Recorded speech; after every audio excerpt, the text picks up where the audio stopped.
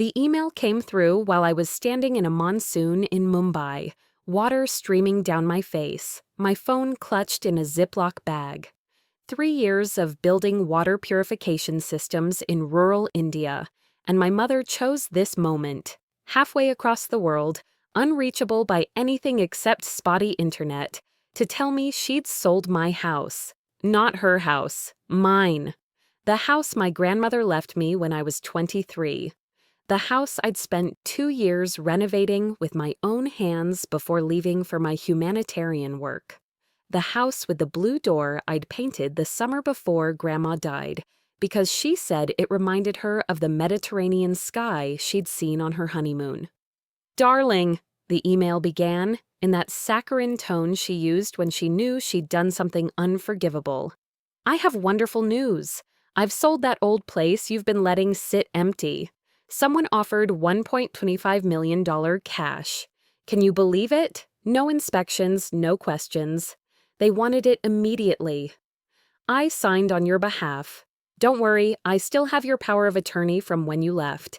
The money's in an account I set up for you. Well, for us, really. We're family, after all.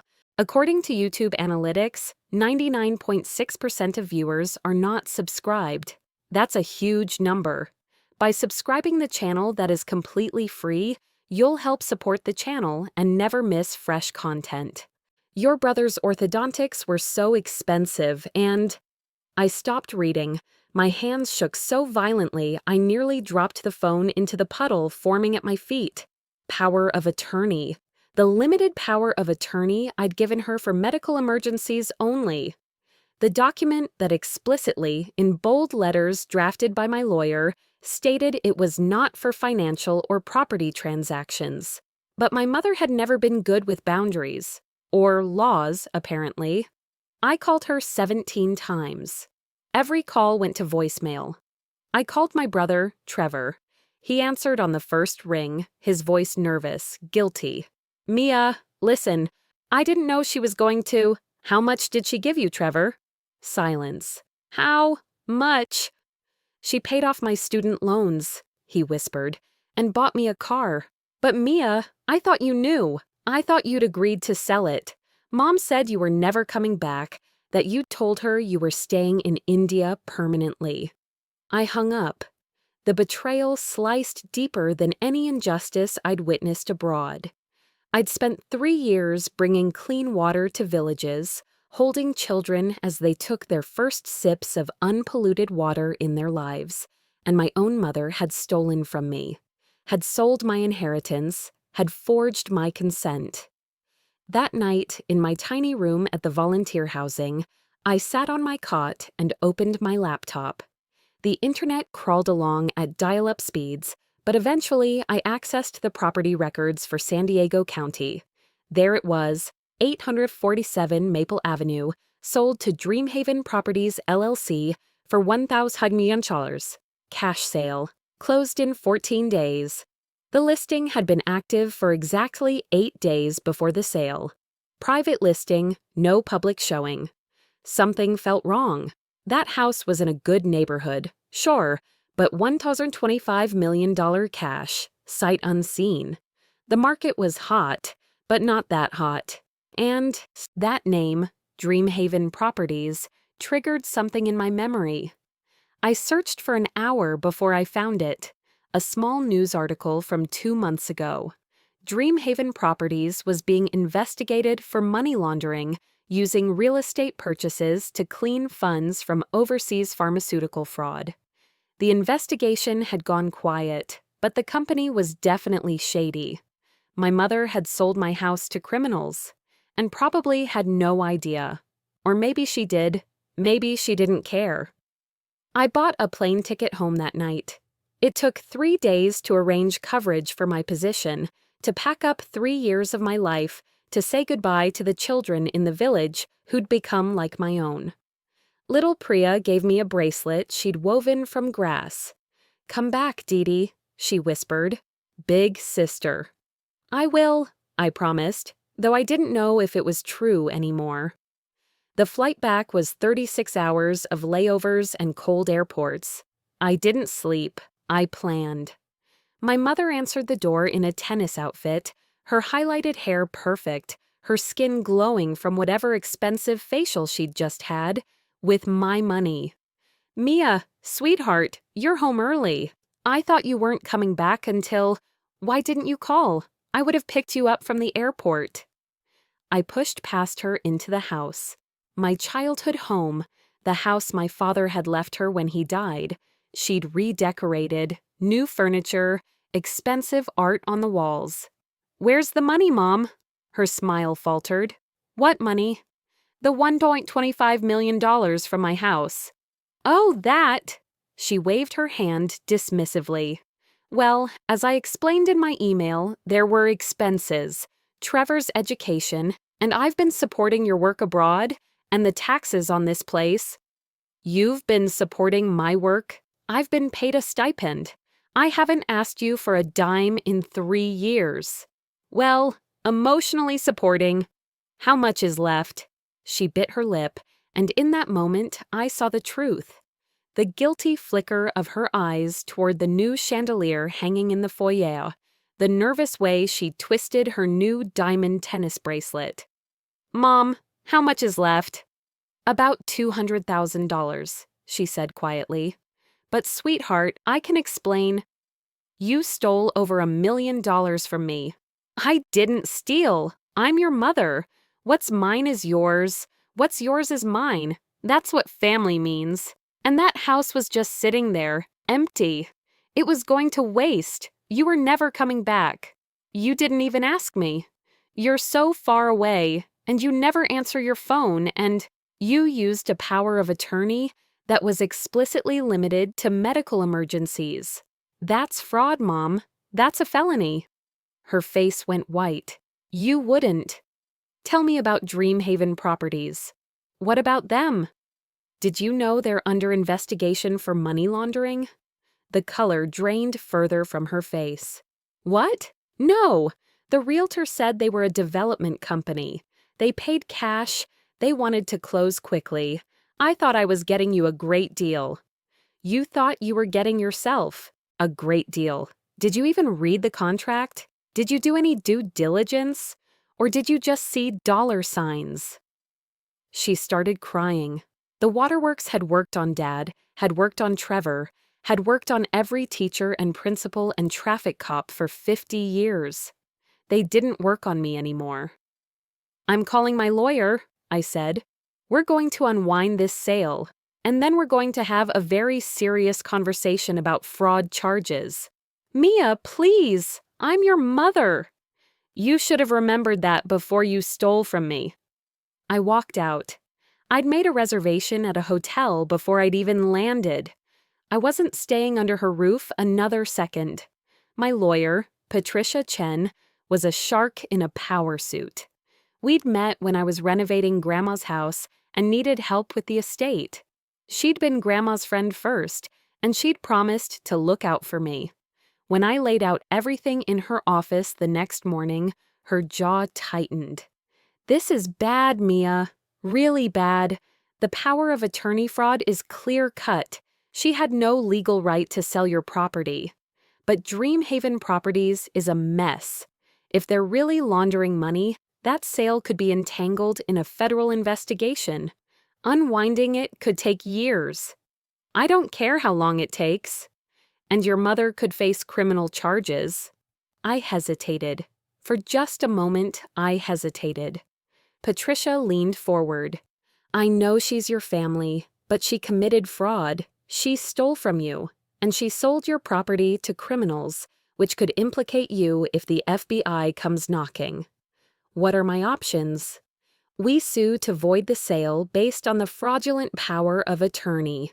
We report the fraud to the DA, and we file a civil suit against your mother for the money she spent. We can probably get liens on this house, her accounts, everything. Do it." Over the next 3 weeks, my mother's world imploded. The lawsuit hit the local news. Local woman accused of defrauding daughter, selling property to criminal organization. Trevor called me crying, begging me to drop it. "She's our mom, Mia. She made a mistake. She made a choice, I said. Actions have consequences. The FBI did come knocking. Special agents interviewed me for 6 hours about the sale, about my mother, about what I knew. I told them everything. They assured me I wasn't under investigation, but Dreamhaven Properties was about to have a very bad year. And then my mother's friends started turning on her. The country club set, the tennis team, the volunteer organizations she'd been part of. Suddenly she was a pariah, a thief, a woman who'd stolen from her own daughter. She called me sobbing. "They've frozen all my accounts. I can't pay my mortgage. They're going to take my house. Mia, please, I'm begging you." "You should have thought of that before you stole mine." "I'm your mother. You're going to let me be homeless?" "You were going to let me be penniless. I'm just returning the favor." I hung up. But that night, I couldn't sleep. I kept thinking about what Grandma would say. She'd loved my mother, despite everything. "She's fragile," Grandma used to tell me. "She needs protecting from herself." Was I protecting anyone, or was I just destroying her? Patricia called me 2 days later with news. "The DA is offering your mother a deal. She pleads guilty to fraud, pays restitution of everything she has left, enters probation and therapy. No jail time. And she has to testify against the realtor who connected her with Dreamhaven. Turns out they were working together, getting kickbacks for finding quick sales. And my house? The FBI is seizing it as part of the Dreamhaven investigation. But here's the interesting part. Once they're done with the criminal case, the property reverts to you as the rightful owner. The sale was fraudulent, so it's void. Could take a year, maybe 2, but you'll get it back. What about the money Dreamhaven paid? Seized as proceeds of crime. You won't see that. But your mother will have to pay you restitution from whatever she has left, probably around $150,000 once she sells her house and her possessions. I sat with that for a long moment. My mother, selling everything, downsizing to an apartment, losing her status, her friends, her lifestyle. "Is that enough for you?" Patricia asked gently. "I don't know," I admitted. The day my mother pleaded guilty, I sat in the courtroom. She looked small in her sensible dress, none of the designer clothes she'd bought with my money. Trevor sat on her side of the gallery. He glared at me across the aisle. The judge was stern. "Mrs. Carson, you betrayed your daughter's trust in the most fundamental way. You stole her inheritance and sold it to criminals. The only reason you're not going to prison is because of your daughter's mercy in agreeing to this plea deal." My mother wept through her allocution. "I'm sorry," she whispered. "I'm so sorry. I thought I was helping. I thought I was owed it for all the years I raised her, but I was wrong. I'm so sorry, Mia." I felt nothing. No satisfaction, no triumph, just a vast, echoing emptiness. 6 months later, I stood in front of 847 Maple Avenue for the first time in 3 years. The FBI had released the property. The blue door needed repainting. The garden was overgrown, but it was mine again. My mother lived in a 1-bedroom apartment in a less expensive part of town. She worked as a receptionist at a dental office. Trevor had transferred to a state school, paying his own way with the car she'd bought him now sold. They spoke to me through lawyers only. I should have felt victorious. I'd won. I'd gotten justice. Instead, I felt hollow. Patricia found me sitting on the porch steps. "Are you okay?" "I destroyed my family." "Your mother destroyed your family when she committed fraud." "Did she? Or did I destroy it when I chose revenge over forgiveness?" Patricia sat beside me. "You chose accountability. There's a difference." "Is there? Because from where I'm sitting, I'm about to rattle around in this big house all alone, and my mother can barely afford groceries, and my brother won't speak to me, and everyone in town thinks I'm either a hero or a monster depending on who you ask. And I don't know which one I am. You're neither. You're just someone who demanded justice when you were wronged. Justice, I repeated. Grandma left me this house because she wanted me to have a home, a foundation, somewhere to belong. And now it just feels like a monument to everything I've lost. That night, I sat in Grandma's old bedroom and found her journals in the closet. I'd never read them before. It felt like an invasion, but I needed to hear her voice. The entry I found was dated 2 years before she died. Sarah called today, asking for money again. She's always asking, for Trevor's school, for her house, for her lifestyle. She married well, and still she's never satisfied. I told her no. She cried and said I loved Mia more than her. Maybe she's right. Mia has her father's strength. Sarah has his weakness. I'm leaving the house to Mia because she'll cherish it. Sarah would just sell it for cash and spend it on nonsense. I hope I'm wrong. I hope Sarah surprises me, but I don't think she will. I closed the journal, tears streaming down my face. Grandma had known. She'd known my mother would do exactly this if given the chance. That's why she'd left the house to me directly, in a trust my mother couldn't touch, until my mother had touched it anyway. The next morning, I made a decision. I called Patricia. Set up a meeting. My mother, Trevor, you, me. Neutral location. Are you sure? No, but do it anyway. We met at Patricia's office. My mother looked tired, older. Trevor looked angry. I looked like someone who'd spent 3 years in India and 6 months fighting a legal war, worn down to nothing. I want to say something, I began, and I need you both to just listen. They nodded. Mom, what you did was unforgivable. You stole from me. You betrayed me. You committed fraud. And you did it all while I was thousands of miles away, helping people who had nothing. That tells me everything I need to know about your values and your character. She flinched, tears already forming. But I took a deep breath.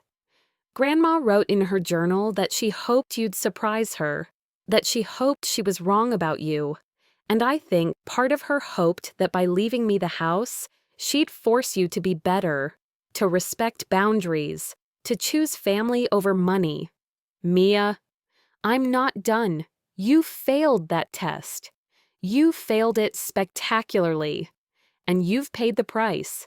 You've lost everything that mattered to you, your status, your lifestyle, your friends. You've lost me. You've lost the relationship with your daughter. Trevor started to speak, but I held up my hand. Trevor, you benefited from stolen money. You claim you didn't know, and maybe that's true. But you didn't ask questions either. You just took what Mom gave you and assumed I was fine with it. That makes you complicit. That's not fair. Life isn't fair. I learned that when my mother sold my house out from under me.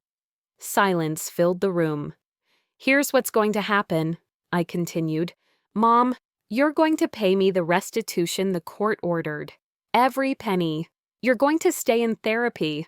You're going to learn boundaries and consequences and how to be a person who doesn't steal from her own child. She nodded, sobbing. Trevor, you're going to pay me back for the student loans. I don't care if it takes you 20 years. You benefited from theft, and you're going to make it right. Mia, I don't have that kind of money. Then get a job, 2 jobs, figure it out. You're an adult. He slumped in his chair.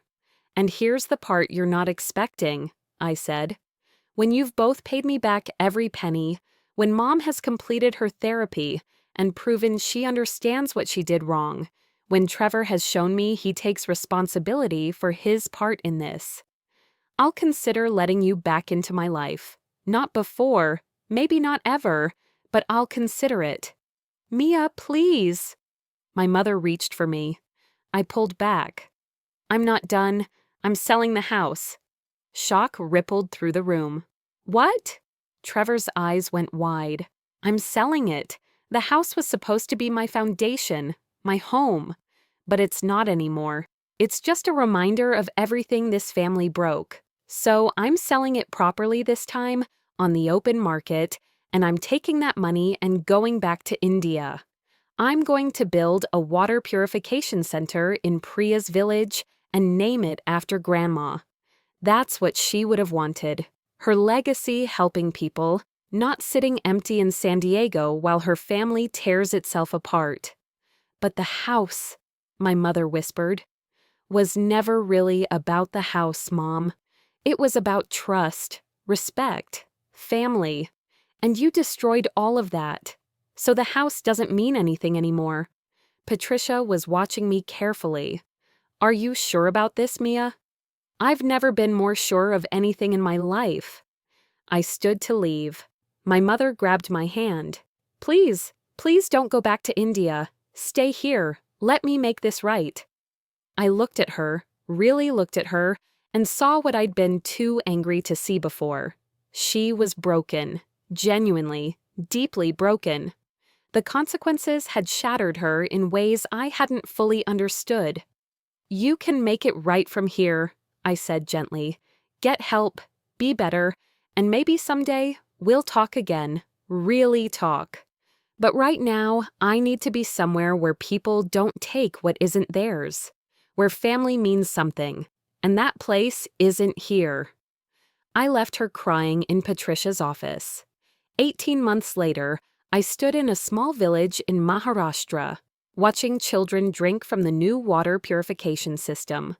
The plaque read, "The Eleanor Carson Memorial Water Center, in memory of a woman who believed in foundations." My phone buzzed. An email from Trevor. I made my first payment, $500. I know, it's not much, but it's a start. Mom's doing better. She's been in therapy for a year. She asks about you every day. She's different, Mia. I think she might actually be getting it. No pressure. Just wanted you to know. I looked at the email for a long time. Then I looked at Priya, now 8, healthy and strong, drinking clean water and laughing with her friends. "Dee," she called to me, "come play." I put my phone away and ran to join them. Revenge had given me justice. But forgiveness, real forgiveness, earned through change and time, would give me back my family. Maybe, someday. But today I had children to play with and clean water to celebrate. Today, that was enough. The blue door of 847 Maple Avenue sold to a young family with 2 kids. In the pictures the realtor sent me, they'd repainted it yellow, bright, cheerful, forward-looking yellow. I deleted the photos. That house belonged to someone else's story now. This was mine.